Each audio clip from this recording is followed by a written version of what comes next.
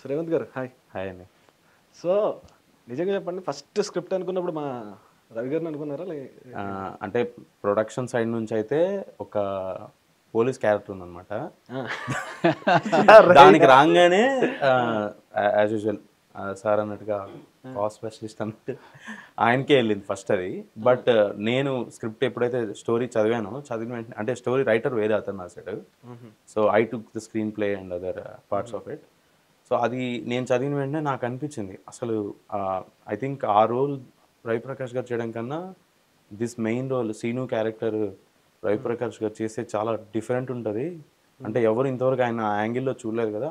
I felt it was perfect time. ఆయన ఈ transition work out అవుతుంది అండ్ ఆబ్వియస్గా యాజ్ అ డైరెక్టర్గా నాకు వర్కౌట్ అవుతుంది ఒక సెల్ఫిష్నెస్ దాన్ని తీసుకొచ్చి ఫస్ట్ హుక్ పాయింట్ అదే. నేను కూడా పోస్టర్ చూసి అసలు రవి గారు అసలు కత్తి కానీ అదంతా హుక్ పాయింట్ నాకు అదే అనిపించింది. అవును. అంటే ఈ కథ అదే అనుకున్నప్పుడు, వీళ్ళు చేద్దాం అనుకున్నప్పుడు ఏంటంటే చాలా స్మాల్ స్కేల్లో చేద్దాము, ఎప్పుడు ఎంత రాగా ఎంత న్యాచురల్గా ఉంటే అలా చేద్దాము అనే ఒక దీంతో స్టార్ట్ చేశారనమాట. ఇంకా దానికి ఒక్కొక్కళ్ళు ఇప్పుడు ఈ క్యారెక్టర్ కూడా ఎవరినో బయట వాళ్ళని అనుకుని నాకు ఆ పోలీస్ క్యారెక్టర్ చేస్తే అది తక్కువ లెంత్ ఫుటేజ్ తక్కువ ఉంటుంది. సో ఈ మెయిన్ క్యారెక్టర్స్ అన్నిటిని మాత్రం చాలా ఏమంటారు రియలిస్టిక్గా వెళ్దాము. మేకింగ్ అంతా ఇప్పుడు ఎక్కడో జాతర అవుతుంది, ఆ జాతరలోకి ఈ క్యారెక్టర్స్ వెళ్ళిపోవడం, సో అంత రియలిస్టిక్గా చేద్దామని అనుకుని స్టార్ట్ చేశారు. నేను వచ్చేటప్పటికి కొన్ని అలాంటివన్నీ మనం ఇప్పుడు జాతరలోకి నేను వెళ్ళిపోయాను అంటే పోలీసులు వచ్చి ముందు కెమెరాలు అన్నీ తీసుకెళ్ళిపోతారు అనమాట. సో అలా కుదరకుండా ఇంకా అప్పుడు ప్రొడక్షన్ మీద కూడా కొంచెం బర్డెన్ అయింది. ఇంకా అప్పుడు ఇంకా నోటెడ్ యాక్టర్స్ని తీసుకురావడం, సో అలాగే ఇంకా ప్రొడక్షన్ కూడా చేసే విధానం మార్చుకోవాల్సి వచ్చింది అనమాట.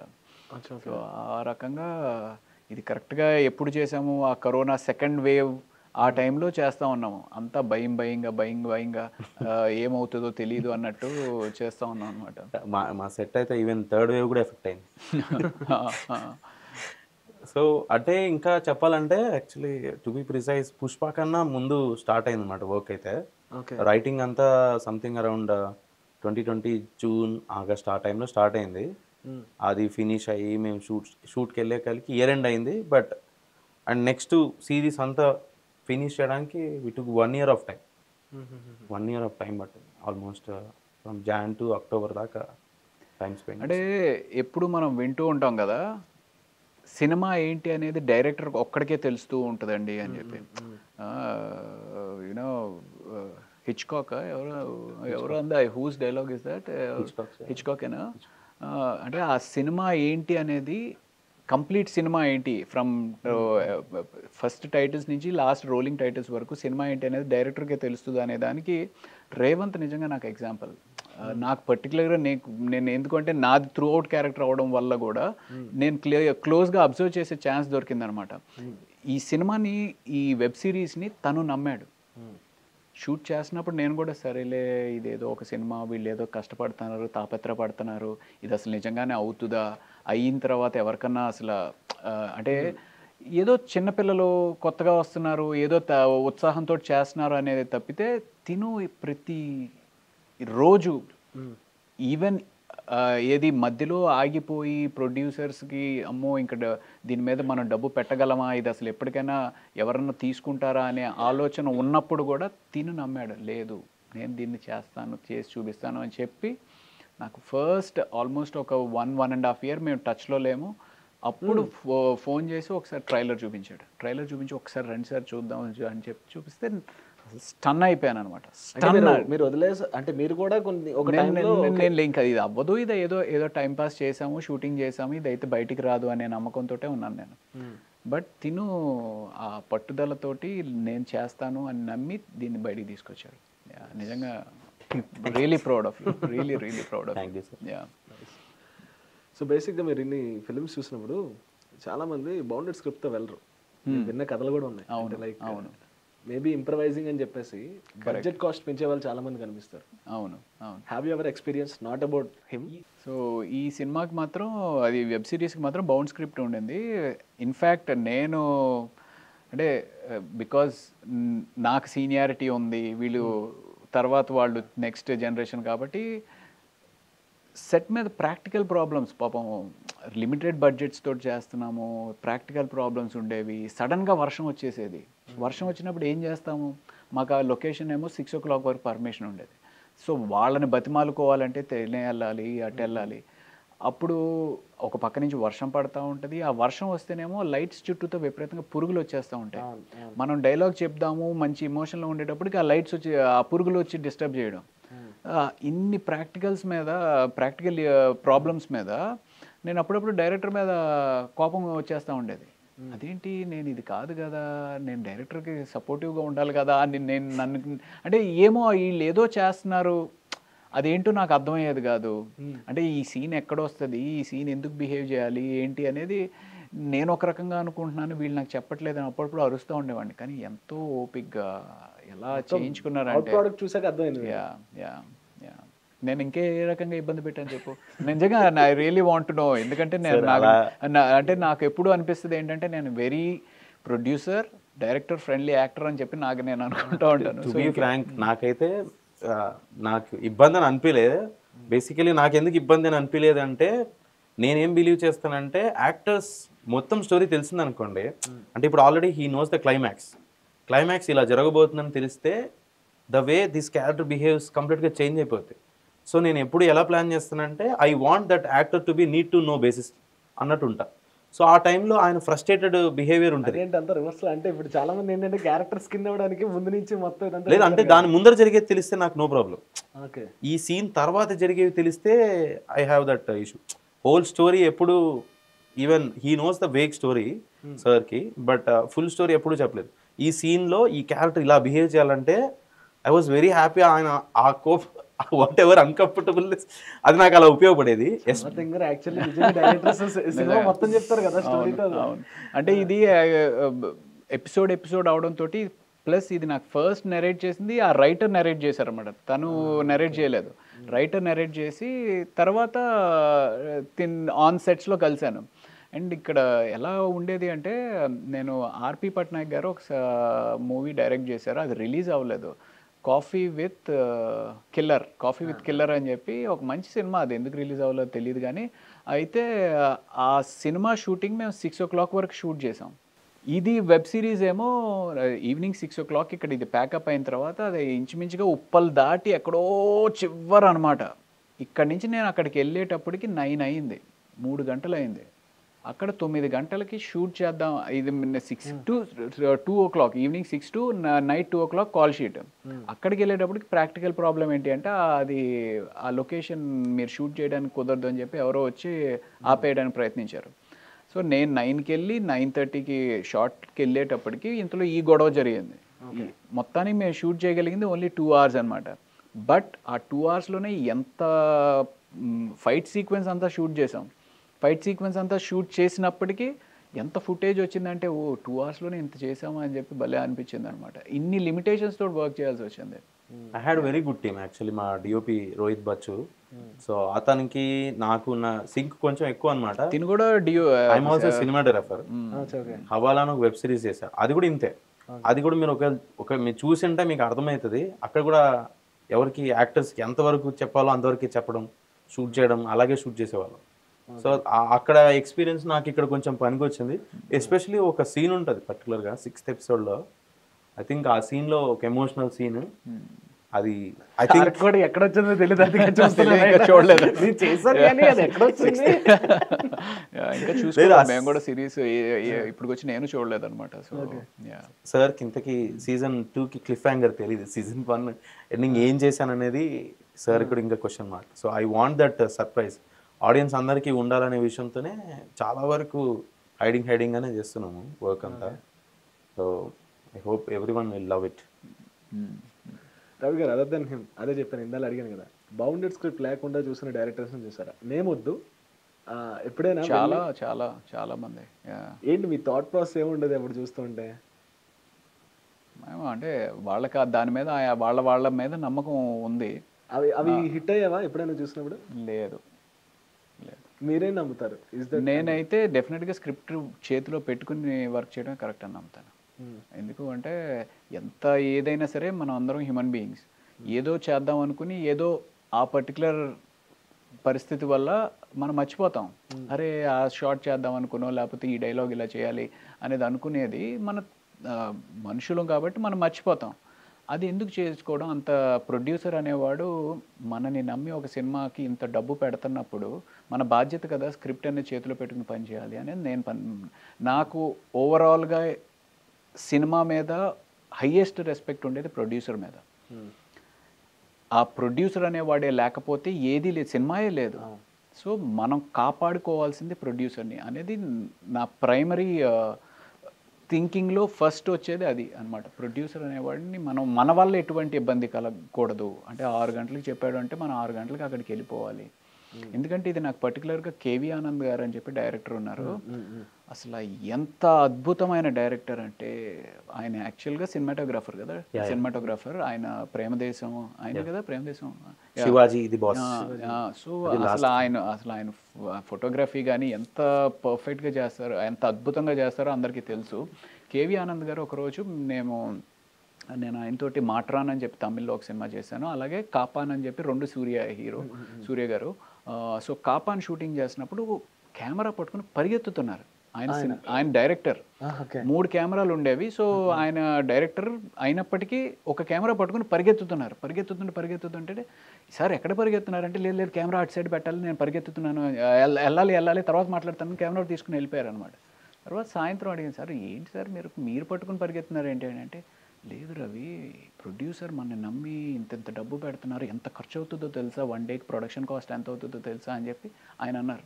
అంటే అంత పెద్ద డైరెక్టర్ ఆయనే అంత ఇదిగా ఫీల్ అయినప్పుడు మనం ఎలా ఉండాలి? సో ఇలాగా చాలా అదృష్టం ఏంటి అంటే కొన్ని గొప్ప పర్సనాలిటీస్ తోటి వర్క్ చేసే అవకాశం దొరికింది. అటు హీరోస్ కానీ ఇటు డైరెక్టర్స్ కానీ, టాప్ డైరెక్టర్స్ తోటి ఆల్మోస్ట్ అందరూ టాప్ హీరోస్ తోటి వర్క్ చేశారు. ఎవరైనా మిస్ అయ్యారు అసలు? డైరెక్టర్స్ తోటి మిస్ డెఫినెట్గా అయ్యాను. చాలా పెద్ద డైరెక్టర్స్ తోటి వర్క్ చేయాలి. రాజమౌళి గారితో చేయలేదు, ఇంకా పూరి జగన్నాథ్ గారితో చేయలేదు, పూరి జగన్ గారితో చేయలేదు. ఆయన సినిమాల్లో రౌడీలు కాప్స్ ఎక్కువ ఉంటారు కదా. అవును, ఏమో మరి సార్కి నా పైన ఎప్పుడు దృష్టి పడలేదు. ఓకే, బట్ మీట్ అయ్యారు అంటే లైక్ కలవడం చాలా అసలు కలిసి. మీరు ఆఫ్లైన్ పర్సన్ కాదు కదా, అంటే లైక్ పార్టీ పర్సన్ కాదు అసలు కాదు, అదే ప్రాబ్లం. సర్కిల్ కూడా ఉంచుకోరు. ఆఫ్లైన్ పర్సన్ కాదు, సోషల్ మీడియా పర్సన్ కాదు, ఇంటర్వ్యూస్ ఇచ్చే పర్సన్ కాదు. అది తెలుసు నాకు. సాసీ పాసీ అంటే ఎంత?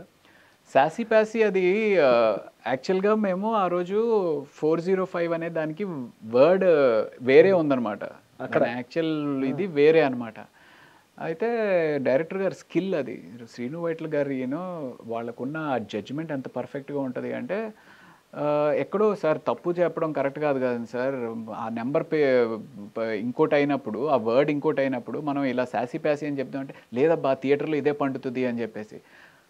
ఆ జడ్జిమెంట్ ఎంత కరెక్ట్ అంటే ఈ రోజుకి కొంతమంది వచ్చి సాసీ ప్యాసీ అని చెప్పి ఇప్పటికీ పలకరిస్తూ ఉంటారన్నమాట.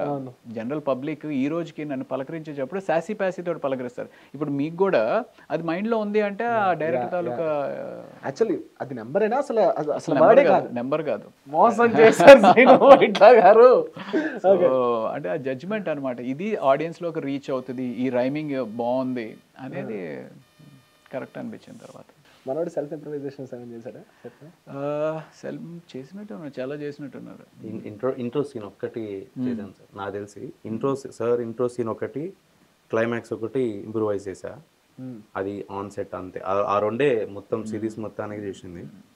అపార్ట్ ఫ్రమ్ దట్ మిగిలినంతా యాజ్ యూజువల్ స్క్రిప్ట్ ఏదైతే రాసామో అదే ఫాలో అయ్యాము. ఎందుకంటే మాకున్న లిమిటెడ్ బడ్జెట్ యాజ్ సైడ్ మాకు రోజుకి 8 minutes కాంటెంట్ షూట్ చేయాలి. Countdown shoots 8 minutes content run time. Okay. So ఏదైతే ఎపిసోడ్లో ఇప్పుడు మీరు చూస్తారో రేపు రిలీజ్ అయ్యాక అది 8 minutes కవర్ చేయాలన్నమాట. So I had to stick to my schedule. So ఆ ప్లానింగ్ ప్రకారం ఇఫ్ ఐ డీవియేట్ సంథింగ్, ఏదో కొత్త ఐడియా వచ్చింది తీసుకొచ్చి ఇంప్లిమెంట్ చేద్దాం అనుకున్నా కానీ it will waste my time. నాదే కదా సెట్ మొత్తం టైం వేస్ట్ అయిపోయింది. అదే అంటే యూజువల్గా ఏమవుతుంది అంటే మనకంటూ ఒక ఇమేజ్ బ్రాండ్ లేకపోతే ఈవెన్ అంటే చిన్న క్యారెక్టర్లు చేసేవాళ్ళు కూడా, అంటే వాళ్ళు తక్కువ అని కాదు కానీ వాళ్ళు కూడా ఇబ్బంది పెట్టడం మొదలు పెడేస్తారు అనమాట ప్రొడక్షన్ని. అలాగే పాపం వీళ్ళు కూడా ఏదో ఒక చిన్న డైలాగ్ ఉన్న క్యారెక్టర్స్ చేసే వాళ్ళు కూడా ఏంటండి ఇదండి అదండి మేము రామండి అంత దూరం అండి ప్లస్ మేము యాక్చువల్లీ నువ్వు అది చెప్పాలి మన షూటింగ్ ఎక్కడ చేసాము ఎంత దూరం చేసాము. So daily we had to travel 120 kilometers up and down. Sangareddy మొత్తం షూట్ చేసింది. We don't want to shoot in sets, ఎందుకంటే అన్ని ఫిలిమ్స్లో సిరీస్లో ఏంటంటే ఆ సెట్లో షూట్ చేస్తున్నారనే విషయము బయట అంటే ఊర్లలో చిన్న చిన్న వాళ్ళకు కూడా అర్థమైపోతుంది అనమాట. అది తెలిసిపోయినప్పుడు ఏమవుతుందంటే they are actually coming out of the story. మనం చెప్పాలనుకునే క్రూషియల్ పాయింట్ మిస్ అవుతుంది అక్కడ. సో సెట్స్ వర్కౌట్ అవ్వు, సెట్స్ వద్దు, రియల్గా ఆ ఫీల్ రావాలంటే విలేజ్కి వెళ్ళి షూట్ చేయాలనేసి నాకు బాగా అమ్మా నా వల్ల కావట్లేదురా బాబు అనిపించి, లేకపోతే చాలా టైరింగ్ చాలా ఇబ్బందిగా ఫీల్ అయింది ఏంటి అంటే ఈ ట్రావెలింగ్. ఇక్కడ నుంచి ఆల్మోస్ట్ 2.5 hours ట్రావెల్ అనమాట.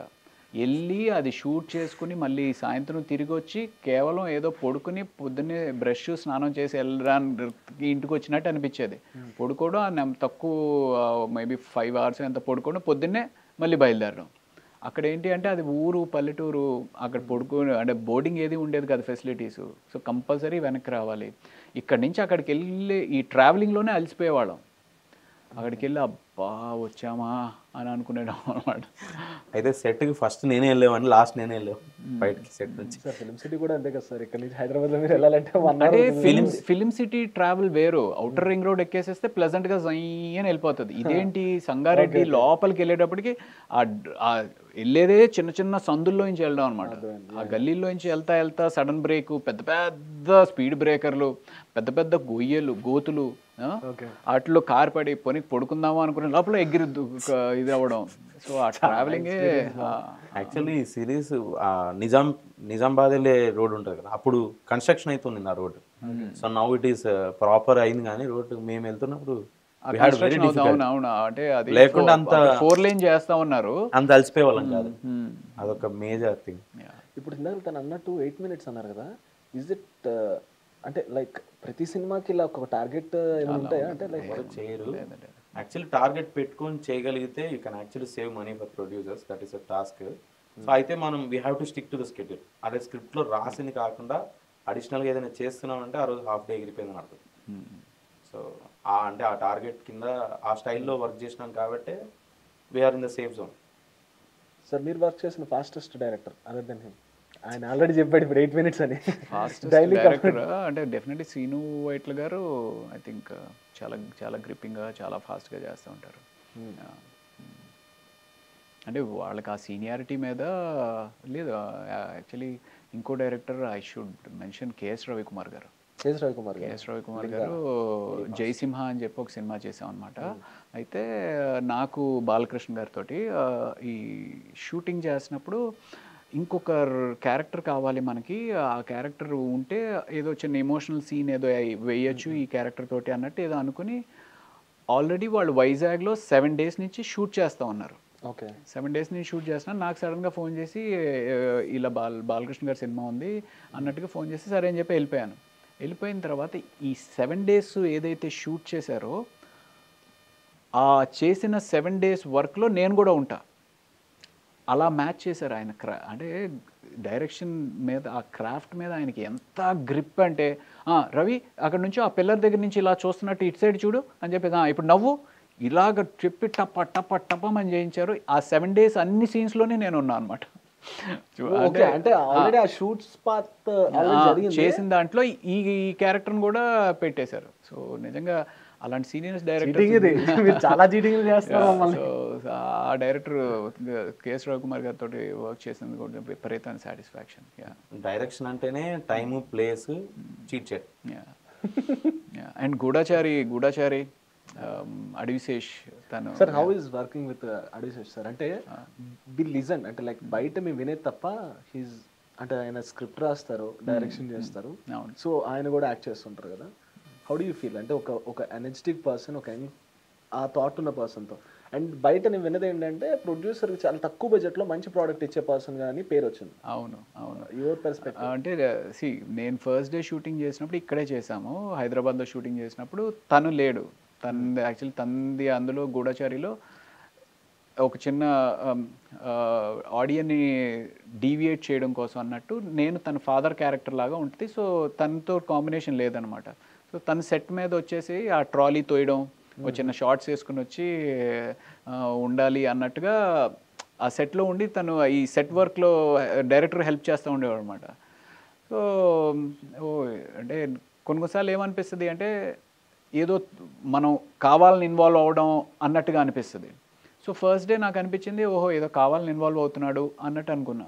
తర్వాత మేము అది ఎక్కడ ఉత్తరాంచల్లో షూటింగ్ చేస్తూ ఉన్నప్పుడు అక్కడ షిమ్లా దగ్గర అనమాట, నాట్ షిమ్లా ఎగ్జాక్ట్లీ బట్ షిమ్లాకి దగ్గరలో అక్కడ షూట్ చేసినప్పుడు మొత్తం అంతా తను కథ మొత్తం ఇది కాకుండా కూడా నేను రూమ్లో ఉంటే తను వచ్చి సార్ కొంచెం అంటే లిమిటెడ్ బడ్జెట్లో ఉన్నాము అందుకని చెప్పి మేము ఇది ఎలా చేస్తున్నాము ఇదంతా అంతా ఎక్స్ప్లెయిన్ అంటే ఆ ప్రాజెక్ట్ని లిటరల్గా తన షోల్డర్ మీద వేసుకుని అంటే everything I will have to be connected to it అనేటట్టుగా తను చేయడం ఆ రిజల్ట్ ప్రతి సినిమాలోని తెలుస్తుంది.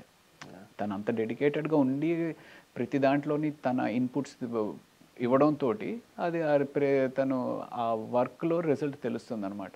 అండ్ ఇంకోటి యాక్చువల్లీ ఇదంతా మనం ఎందుకు మాట్లాడుకుంటున్నామంటే అంత క్విక్గా చేసిన డైరెక్టర్స్ గురించి నేను స్టార్ట్ అయింది కాబట్టి ఇదే జగపతి బాబు గారు కూడా చెప్పారు. ఆ బ్రిడ్జ్ మీద ఒక ఎపిసోడ్ ఉంటుంది, నేను ఎక్కడైతే చనిపోతానో ఆ బ్రిడ్జ్ మీద ఎపిసోడ్లో ప్రకాష్ రాజ్ గారు, జగపతి బాబు గారు, నేను ఉండే సీన్ కాంబినేషన్.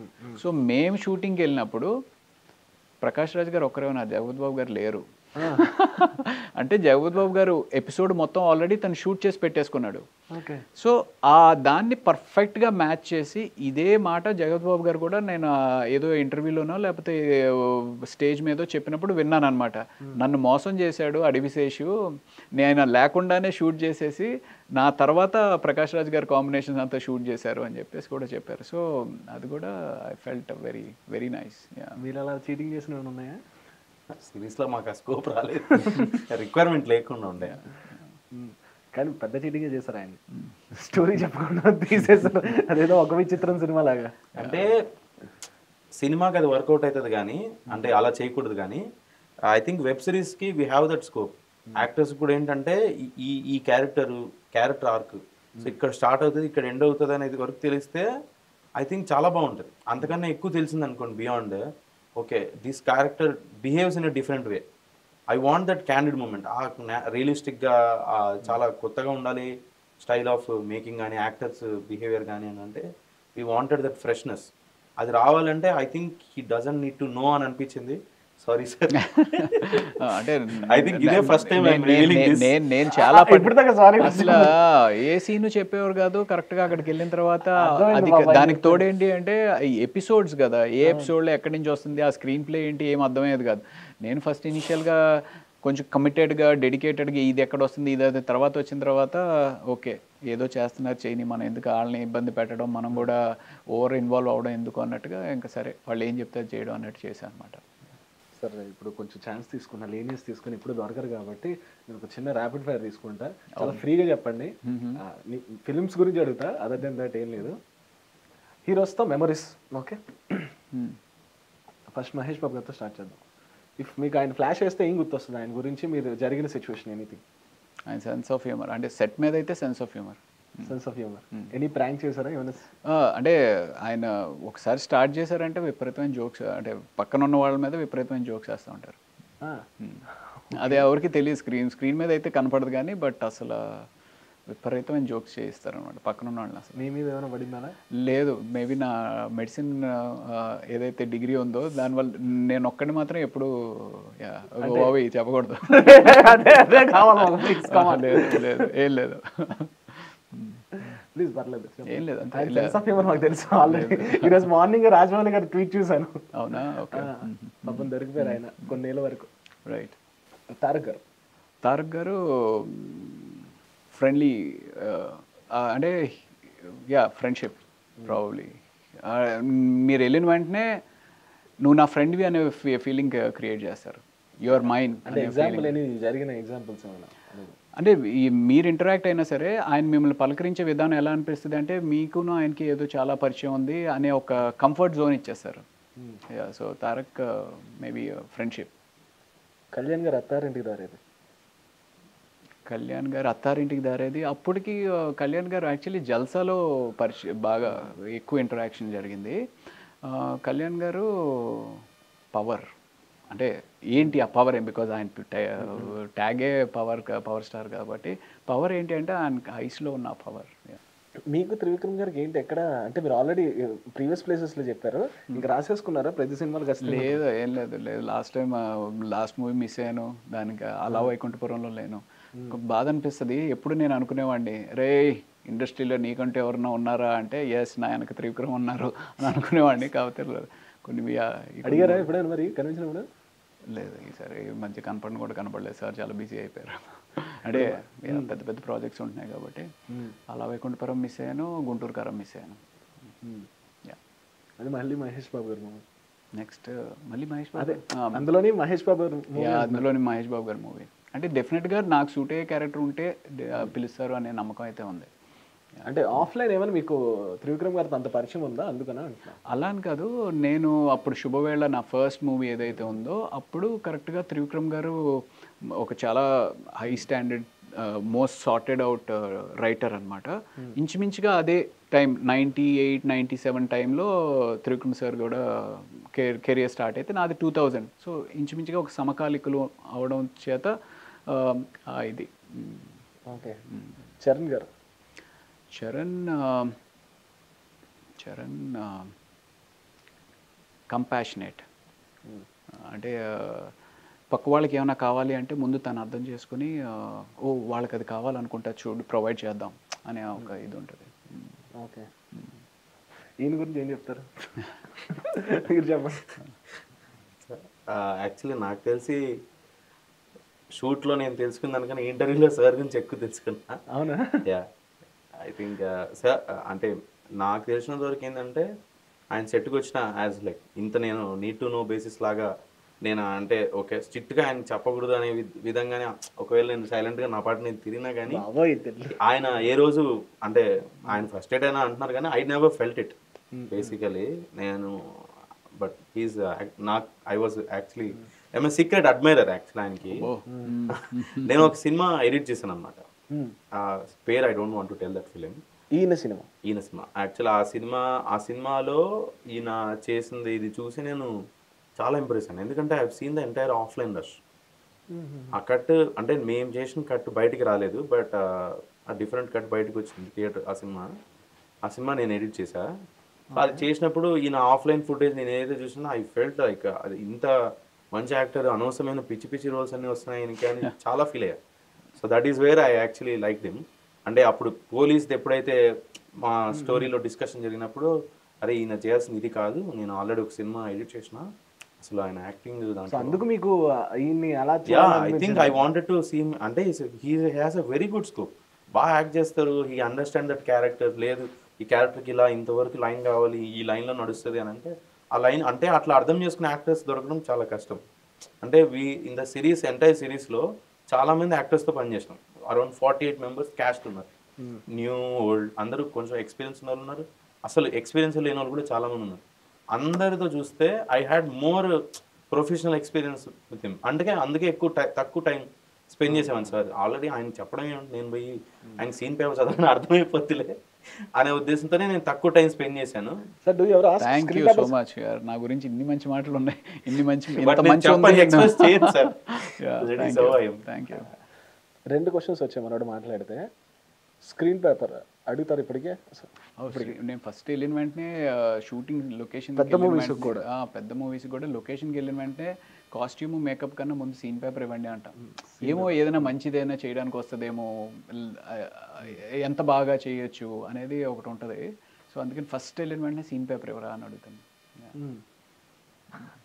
ఇంకొకటి, ఇప్పుడు మీరు చాలా సినిమాలు చెప్పారు కదా, కొన్ని 2-3 సీన్స్కే మనల్ని బార్డర్ చేస్తున్నారు, కానీ కొన్ని సినిమాల్లో మీరు చాలా సీన్స్ చేసి ట్రిమ్ చేసిన ఉంటాయి కదా, అవి ఎవరు ఫెల్ట్ అవి బయటకు వచ్చుంటే బాగుందని? అవి చిన్న అయిపోయాయి కానీ అంత ఎక్కువగా అరే ఈ సీన్ మిస్ అయ్యాము అనేది అంత బాగా బాధపడింది అయితే ఏమీ లేదు. ఫిలిం అదే సినిమాల్లోనే లేదు, జస్ట్ ఫిలిం ఏమైనా మిస్ అయిన ఫీలింగ్ బాగా? ఇమీడియట్గా గుర్తు రావట్లేదు, బట్ కొంచెం హా, కాటం రాయుడులో యాక్చువల్లీ ఫస్ట్ నాకు పవన్ కళ్యాణ్ గారు బ్రదర్ క్యారెక్టర్ చెప్పారనమాట త్రూ అవుట్ అని చెప్పి. బట్ ఏదో కొన్ని సిచ్యువేషన్స్ వల్ల ఆ క్యారెక్టర్ వేరే ఎవరికో వెళ్ళిపోయి నాకు హీరోయిన్ బ్రదర్ అంటే శృతి హాసన్ బ్రదర్ క్యారెక్టర్ ఇచ్చారనమాట. ఓన్లీ అందులో ఒక 2 సీన్సే ఉంటాయి. బట్ ఫస్ట్ నాకు చెప్పింది పవన్ కళ్యాణ్ గారి బ్రదర్ క్యారెక్టర్ త్రూ అవుట్ ఉంటుంది అన్నప్పుడు అది ఇట్ టుక్ మీ ఒక 4-5 రోజులు అనిపించింది, షాక్ అనిపించింది. అయ్యో మంచి క్యారెక్టర్ మిస్ అయిపోయాము, plus number of days work block అయ్యి ఉంది, వేరే సినిమా కమిట్ అవ్వకుండా బ్లాక్ చేసుకుని లాస్ట్ మూమెంట్లో అంటే రేపు షూటింగ్ చేయాలి అనుకుంటే ఈరోజు చెప్పారు. అప్పుడు కొంచెం ఆ షాక్ ఒక 3-4 డేస్ ఉండిందనమాట. యా, కొన్ని పడి ఉంటే కొన్ని మారుతుంది.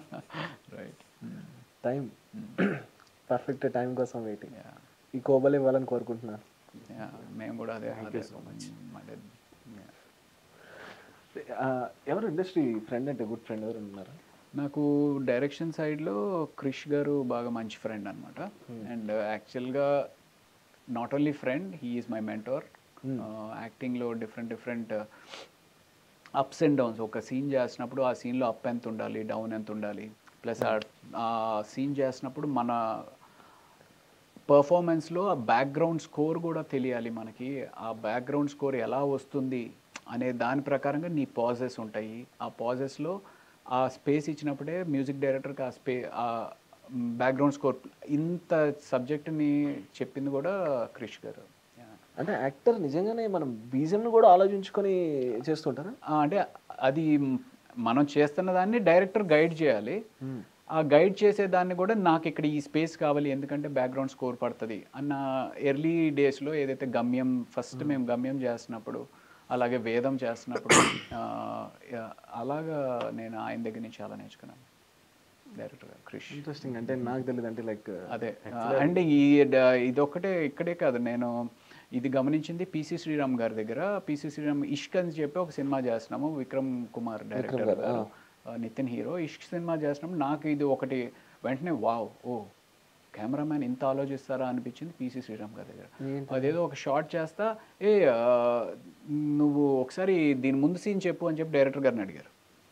అడిగిన తర్వాత ఆ లాస్ట్ షాట్ ఏంటి, ఏమనుకున్నాం మనం అని చెప్పి దాని ప్రకారంగా లైటింగ్ చేయాలి అనేది ఆలోచించారు. అంటే మేబీ వాళ్ళు రెగ్యులర్గా చేస్తున్న ప్రాసెస్ అదే అయి ఉండొచ్చు. బట్ నాకు సడన్గా షాక్ అనిపించింది, ఓ ఇంత ఆలోచిస్తారా అనిపించింది. అప్పుడు ఒకటి వెరీ మనం కూడా ఇంత ఒక సీన్ చేస్తున్నాము అంటే దాని ముందు మనం ఏం చేసాము అనేది కూడా చూసుకోవాలన్నమాట అనేది అప్పుడు అనిపించింది. కంటిన్యూటీ మెయిన్ ఇంపార్టెంట్ కదా. మీరు సో ఇవన్నీ ప్రాసెస్లోనే నేర్చుకుంటాం. కొంతమంది ఇప్పటికీ నేర్చుకోవాలండి, చాలా చేస్తూ ఉంటారులేండి.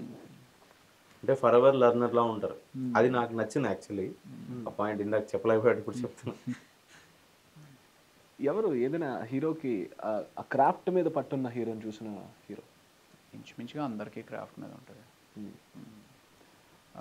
పర్టికులర్గా ఈయన అంటే నేను చేసిన అందరు పెద్ద హీరోస్ తోటి చేశాను కాబట్టి అప్పటికే అందరితో జరిగిందా? అంటే వెంకీ గారితో చేశారు, బాలయ్య గారితో చేశారు, కృష్ణ గారు, నాగార్జున గారితో బంగారాజ్ చేశాను, అండ్ గగనం చేశాను. సో అందరు సీనియర్. చిరంజీవి గారితో నా ఫస్ట్ ఎక్స్పీరియన్స్ స్టాలిన్. అండ్ తర్వాత అది అసలు మంచి అంటే మీ దగ్గర నుంచి హుక్ పాయింట్ స్టార్ట్ అవుతుంది అక్కడే. సో స్టాలిన్ అండ్ తర్వాత మొన్న ఆచార్యలో త్రూ అవుట్ చేశాను. బట్ సినిమా డిసప్పాయింట్ చేయడంతో నాకు చాలా అదొక పెద్ద లైఫ్లో పెద్ద షాక్ అబ్బా నిజంగా. అంటే కాటం రైడ్ ఎలా అయిందో, అరే ఈ సినిమా వర్కౌట్ అవ్వలేదే అని చాలా బాధ పడింది. ఆచార్య అంటే ఎడిట్ పార్ట్ అనా లేదంటే? ఎడిట్ పార్ట్ అని కాదు, ఆ సినిమా ఆడుంటే బాగుండు అంత ఇదిగా అనేది కొంచెం ఒక యాక్టర్గా మనకు ఉంటుంది కదా, మనం చేసిన వర్క్ సినిమా మంచి హిట్ అవ్వాలి అనేది అందరూ కోరుకుంటారు.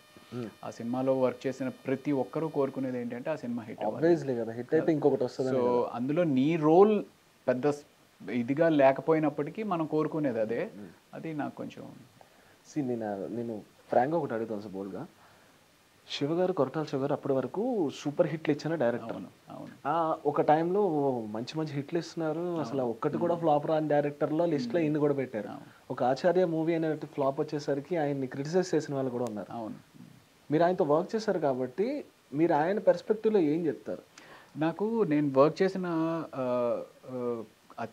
అంటే అంతమంది డైరెక్టర్స్లో శివగారిలో నాకు బాగా అరే ఒక డైరెక్టర్ ఇంత ఆలోచించి చెప్తారా, ఇంత ఆలోచించి సినిమా తీస్తారా అనేది అనిపించింది. ఫస్ట్ నేను శ్రీమంతుడు అని ఒక సినిమా చేసినప్పుడు మహేష్ బాబు గారితో, అందులో ఒక చిన్న క్యారెక్టర్, డాక్టర్ క్యారెక్టర్ అనమాట. అంటే అందరూ ఉంటారు, మహేష్ బాబు గారికి ఏదో జరిగింది, నేను వచ్చి ఆయన సిచ్యువేషన్ ఏంటి చెప్పాలి. సో నాకు ఏముంటుంది అందులో క్యారెక్టర్లు చేయడానికి ఏమీ లేదు అన్నట్టుగా నేను ఫీల్ అవుతూనే, బట్ నాకు శివగారితో చేయాలి అనే ఒక ఇదితో వెళ్ళాను అనమాట. లొకేషన్కి వెళ్తే మొత్తం కథ అంతా చెప్పారు. కథ అంతా చెప్పారా? మొత్తం కథ అంతా స్టార్టింగ్ నుంచి హీరో క్యారెక్టర్ ఏంటి, హీరోయిన్ క్యారెక్టర్ ఏంటి, జగపతి బాబు గారి క్యారెక్టర్ ఏంటి, అంతా కథ చెప్పారు. నేను స్టన్ అయిపోయింది. సేమ్ ఇప్పుడు మీరు ఎలా నిజంగా స్టన్ అయిపోయాను. సార్ ఏంటి సార్ అంటే అప్పుడు ఆయన చెప్పారు, సార్ రవి గారు కథ ఇదండి, మిమ్మల్ని ఎందుకు అనుకుంటున్నాను అంటే ఈ సీన్లో మొత్తం సినిమాలో ఉన్న క్యారెక్టర్స్ అందరూ ఆ సీన్లో ఉంటారండి, ఒక నోటెడ్ పర్సన్ ఉంటే ఆ సీన్ బాగుంటుంది అని చెప్పి మిమ్మల్ని పిలిపించాను అన్నప్పుడు అప్పుడు నాకు నిజంగా ఓహో నైస్. అంటే యాక్చువల్లీ డైరెక్టర్ ఏమైనా మీరు అంటున్నట్టు ఒక సీన్ కోసం అయితే ఎంత పెద్ద యాక్టర్ అయినా సరే ముందు చెప్తారు, లేదంటే వెనక్కి చెప్తారు, స్టోరీ అంతా చెప్పడం. సో చాలా చాలా హ్యాపీ ఫీల్ అయింది. హిమాయత్ సాగర్లో జరిగింది shooting. Himayat Sagar guest house ఉంది కదా, ఆ హిమాయత్ సాగర్ గెస్ట్ హౌస్లో షూట్ జరిగింది అనమాట. సో కొన్ని మనకి ఇన్ని సంవత్సరాల కెరియర్లో కొన్ని మూమెంట్స్ గుర్తుండిపోతాయి, అందుట్లో ఇది ఒక నాకు నిజంగా హ్యూజ్ రెస్పెక్ట్ పెరిగింది ఆయన మీద. అవును, ఎందుకంటే ఆ సీన్ అసలు ఎవరికైనా చెప్తే నేను శ్రీమంతుడిలో యాక్ట్ చేశానంటే అవునా నువ్వు ఎక్కడ ఉన్నావు శ్రీమంతుడిలో అని అంటారు. అలాగా అంత చిన్న క్యారెక్టర్ కోసం ఆయన కథ అంతా చెప్పారు అంటే నిజంగా చాలా హ్యాపీ. మొత్తానికి కొన్ని షాకింగ్ పాయింట్లే తగిలే నాకు కూడా. తప్పకుండా కోబలి సూపర్ హిట్ అవ్వాలని కోరుకుంటున్నాను. పార్ట్ 2 మనోడు ప్లాన్ చేశాను అంటాడు, మీకు అది కూడా చెప్పడు, బట్ మీ ప్రిపేర్డ్గా ఉన్నాడు. సార్ వదలను, నేను దగ్గర నుండి మొత్తం అంతా చెప్పించుకుంటాను. సరే, శివగారే చెప్పారంట, కొరటాల శివగారు సీన్ గురించి స్క్రిప్ట్ అంతా చెప్పారు, నువ్వు మొత్తం సిరీస్ చేసేస్తావు ఆయనకి చెప్పకుండా. సో డెఫినెట్గా ఇన్ని సంవత్సరాల తర్వాత ఒక లెందీ క్యారెక్టర్ చేసే అవకాశం దొరికింది కోబలి ద్వారా. So thank you Revanth and మా ప్రొడ్యూసర్ జో రాజశేఖర్ అండ్ తిరుపతి శ్రీనివాస్ గారు. So thank you very much, నాకు ఇంత చక్కటి అవకాశం ఇచ్చారు. And Mahi thank you so much. Sir ఏదైనా మూవీ కౌంట్లెస్ టైమ్స్ చూసి స్టిల్ ఇంకా చూస్తాననే మూవీ ఏంటి? అతడు. అది మాకు కూడా అలవాటు అయిపోయింది. సో అంటే నన్ను నేను చూసుకోవడానికి బాగుంటుంది, ప్లస్ ఆ సినిమా ఫ్యామిలీస్ అవును ఎన్నిసార్లు చూసినా బోర్ కొట్టదు. అందులో ఇమోషన్ కానీ comedy entertainment everything is so perfect, music. So అతడు తెలుగు రాష్ట్రాల్లో ఒక 100-200 సార్లు అంతకన్నా ఎక్కువే చూసుంటారు. అవును సార్ లాస్ట్గా క్రై చేసింది ఇప్పుడు? నాకు యాక్చువల్లీ చాలా ఇమోషనల్. నేను ప్రతి చిన్నదానికి టప్ అని వచ్చేస్తూ ఉంటుంది అనమాట. సో లాస్ట్గా క్రై చేసింది అంటే ఏమో ఈ మధ్యలో కరెక్ట్గా గుర్తులేదు కానీ, but I'm very very emotional. Cinema చూస్తే ఏడ్ చేస్తూ ఉంటాను, తుడిచేసుకుంటూ ఉంటాను. మళ్ళీ పక్కన మా వైఫ్ చూస్తే మళ్ళీ ఏమన్నా ఏంటి తిని ఏడుస్తున్నాడు అనుకుంటుందేమో అని చెప్పి. యాక్చువల్లీ నాకు ఇది ఒక మెమరీ ఏంటి అంటే, పెళ్ళైన కొత్తలో మేము లగే రహు మున్నాబాయ్ సినిమాకి వెళ్ళాం అనమాట. అందులో సంజయ్ దత్కి అండ్ అర్షద్ వార్సి ఆ ఫ్రెండ్షిప్ రిలేషన్ మీద ఆ బీచ్ దగ్గర ఒక సీన్ ఉంటుంది. ఆ సీన్ అప్పుడు నాకు అసలు ఆగట్లేదు, ఫుల్ వచ్చేసినాయి. అప్పుడే పెళ్ళైంది, తను పక్కన ఉంది. సో ఇలా ఏడ్చుకుంటూ అలా తుడిచేసుకుంటా ఉన్నాను అనమాట. So I'm very very emotional scenes పడ్డాయి మరి అదే 6th ఎపిసోడ్లో సీన్. సూపర్. అయితే ఎవరు ఏడిపించారు last person you made you cry? ఎవరు ఏడిపించారు? ఏమో గుర్తు రావట్లేదు, ఇమీడియట్గా అయితే గుర్తు రావట్లేదు. మీరు ఎప్పుడైనా మీ గురించి గూగుల్ చేసుకున్నారా? ఇప్పుడు ఈ రీసెంట్ టైంలో కాదు కానీ ఒక 4 years చేసుకుంటూ ఉంటాం కదా, 4-5 years బ్యాక్ కానీ 1-2 years బ్యాక్ కానీ చేసుకునే ఉంటాను. మిమ్మల్ని మీరు ఒక క్లాసిక్ ఫిలింలో పెట్టుకోవాలంటే ఏ ఫిలింలో పెట్టుకుంటారు? నన్ను నేను ఒక క్లాసిక్లో షోలే. మీరు చెప్పండి భయ్య. సార్నా అంతఃపురం. అదే జగత్ గారు చేసిన ఫిలిం క్యారెక్టర్ సార్ చేస్తే సూపర్ ఉంటుంది. వా ఎక్కడ తీసుకెళ్ళావు స్వామి. Seriously I wish. ఆయన మీది ట్రావెల్ అన్ని ఇయర్స్ ఉంది కదా జగత్ బాబు గారితో? మీది జగత్ బాబు గారితో ఉంది. Okay, name 2 late actors you wish you could work with them. అంటే వాళ్ళతో యాక్ట్ చేసి ఉంటే బాగుంది. ఎన్టీ రామారావు గారు, ఇంకొకరు ఎస్వి రంగారావు గారు. Who would you like to live like for a day? ఒక రోజు ఒకరిలా బతకాలని అనిపిస్తే ఎవరిలా? దట్స్ కష్టం. ఎన్ని ఆప్షన్స్ ఉంటాయి కదా, అందులో ఒక్కళ్ళే అంటే చాలా కష్టం. నో నో ఇమీడియట్గా స్ట్రైక్ అవుట్. ఆఫ్ కెరియర్స్ లో అంటే ఒక్కటి చెప్పాలంటే కష్టం కదా. చెప్పండి, పర్లేదు. గుర్తెచ్చుకొని ఒక స్టార్ నో లేదంటే ఒక చిన్న లైట్ మ్యాన్ నో మీరు అనుకుంటారు కదా కొంతమందిని చూసి. చిరంజీవి గారు మేబీ. అవునా? ఏ ఆస్పెక్ట్స్ లో ఆయన అందరినీ చాలా ఇదిగా పలకరిస్తారు, చాలా ఆప్యాయంగా పలకరిస్తారు. అంత మెగాస్టార్ అయ్యి కూడా అంత సింపుల్గా అంత ఇదిగా పలకరిస్తారు. ఫస్ట్ సాలరీ ఎంత మీది? 21,000 నా ఫస్ట్ సినిమాకి వచ్చింది. 21,000 first cinema. Okay. 90s 2000 exact millennium. Biggest fear ఏంటి మీకు? నేను చేయని తప్పుకి అది నేను చేశాను అని చెప్పి నన్ను అపార్థం చేసుకుంటారు అనేది. జరిగింది ఎప్పుడైనా? ఏమో తెలియదు. Okay. If you could exchange one thing with your co star, ఎవరితో, ఏ కో స్టార్తో వాళ్ళది ఒక క్వాలిటీ పాస్. ఓకే. రైట్. దాని మీద అలాంటి క్వశ్చన్స్ చాలా తలకి పెట్టాలి, చాలా బుర్ర పెట్టి ఆలోచించాల్సి వస్తుంది. Moment in your life when you thought your zero. మీ లైఫ్లో ఎప్పుడైనా నేను జీరో అని ఎప్పుడైనా థాట్ వచ్చిందా? ఎప్పుడైనా వచ్చే ఉంటుంది 2-3 సార్లు. 2-3 సార్లు కదా, చాలాసార్లు వస్తూ ఉంటుంది. వచ్చినప్పుడే ఆ మూమెంట్ నుంచి బయటికి రాగలగడమే జీవితం అన్నమాట. మీరేం చేస్తారా? పని చేస్తాను. అంటే ప్రాబబ్లీ అలాంటి అనిపించినప్పుడు ఇల్లంతా శుభ్రం చేయడం, లేకపోతే ఒకసారి నా షెల్ఫ్ని మళ్ళీ ఇంకోసారి రీఆర్గనైజ్ చేసుకోవడం, అప్పుడు దాన్ని ఆ మూడ్ నుంచి బయటకు వచ్చేయడానికి నాకు హెల్ప్ చేస్తుంది. మరి మిగతా వాళ్ళకి చేస్తుందో తెలియదు కానీ ఇది నా ఫస్ట్ కెరియర్ ఇనిషియల్ డేస్లో నా ఫస్ట్ సినిమా ఏదైతే శుభవేళ చేసిన తర్వాత ఆ సినిమా ఫ్లాప్ అయిన తర్వాత ఆ సినిమా ఫీల్డ్లో కంటిన్యూ అవ్వాలా, మెడిసిన్కి వెళ్ళాలా అనే ఒక బీభత్సమైన కన్ఫ్యూజన్లో జీవితం ఎటు వెళ్తుంది ఏంటవుతుంది అనే ఒక ఆ టైంలో బాగా కొంచెం ఆ డిప్రెసింగ్ మూమెంట్స్ ఉండేవన్నమాట. ఆ డిప్రెసింగ్ మూమెంట్స్లో ఏమైపోతాను ఏంటి అనే భయం ఉన్నప్పుడు లిటరల్గా చీపురు తీసుకుని ఇల్లంతా శుభ్రం చేయడం, ఆ చేస్తుందో నుంచి వెంటనే మైండ్ రిఫ్రెష్ అయ్యి యూనో అదే హెల్ప్ చేసింది నాకు. This was in 2001, 2002. ఓకే. ఒక ఫిలిం ఇది అండర్ రేటెడ్, అయ్యో ఇది ఇంకా బాగుండుంటే బాగుంది అనిపిన ఫిలిం? అండర్ రేటెడ్ చాలా ఉంటాయి అనుకుంటున్నాను. నేను చేసినవి ఇది అండర్ రేటెడ్ అనిపించింది కొండపొలం చాలా డెడికేటెడ్గా ఒక మంచి ఉద్దేశంతో చేసుకున్న ప్రాజెక్ట్ అనమాట. అది అండర్ రేటెడ్ అనిపించింది. Couple celebrity you like? Celebrity couple నేనంటే ఈ మధ్య దగ్గరగా చూసింది నేను ప్రకాష్ రాజ్ గారు, పోనీ వర్మ గారిని. ప్రకాష్ రాజ్ గారు, పోనీ వర్మ గారితో ఇప్పుడు నేను జాక్ అని చెప్పి ఒక సినిమా చేస్తున్నాను. సో నేపాల్లో షూటింగ్ చేస్తా సార్ తోటి మేడం తోటి కలిసి డిన్నర్ చేయడం, అది అప్పుడు I really felt oh wow అనిపించింది. సార్ ఇప్పుడు కొంచెం చిన్న ట్వీక్ అనమాట, లైక్ మీరు ఒక లిఫ్ట్లో ప్రభాస్ గారితో అల్లు అర్జున్ గారితో స్ట్రక్ అయ్యారు. ఏం కన్వర్జేషన్ మాట్లాడతారు, ఏం మాట్లాడతారు ఫస్ట్ వాళ్ళతో? ప్రభాస్ గారితో ఈశ్వర్ కదా, ఈశ్వర్ స్టార్ట్ అయింది.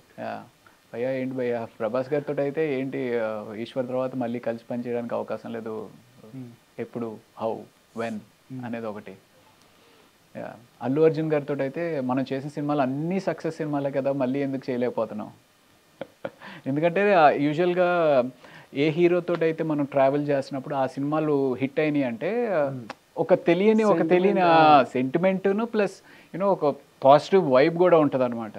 సో అలాగా నేను అల్లు అర్జున్ గారితో చేసిన వేదం కానీ, Julayi, son of Satyamurthy, Rudhramadevi, so అన్నీ బాగా ఆడినాయి. సో అన్నీ సక్సెస్లో ఉన్నాయి కదా. ఇప్పుడు ప్రభాస్ గారితో ఆ మాట అనలేదు, ఎందుకంటే ఈశ్వర్ వాజ్ ఓకే, అంత బ్యాడ్ ఫిల్మ్ కాదు, ఫెయిల్ అయిన సినిమా కాదు, ఇట్ వాజ్ అబోవ్ యావరేజ్, అలా బాగానే మంచి ఇదే వచ్చింది. అయినప్పటికీ యూనో అది all time favourite movie Mayabazar. So much thank you so much guys ఇద్దరికి. All the best for your Kobali. హాట్స్టార్లో వస్తుంది Feb 4th. Feb 4th వస్తుంది అనమాట. Yes, that's it guys, this is ఆజమహి సైనింగ్ ఆఫ్.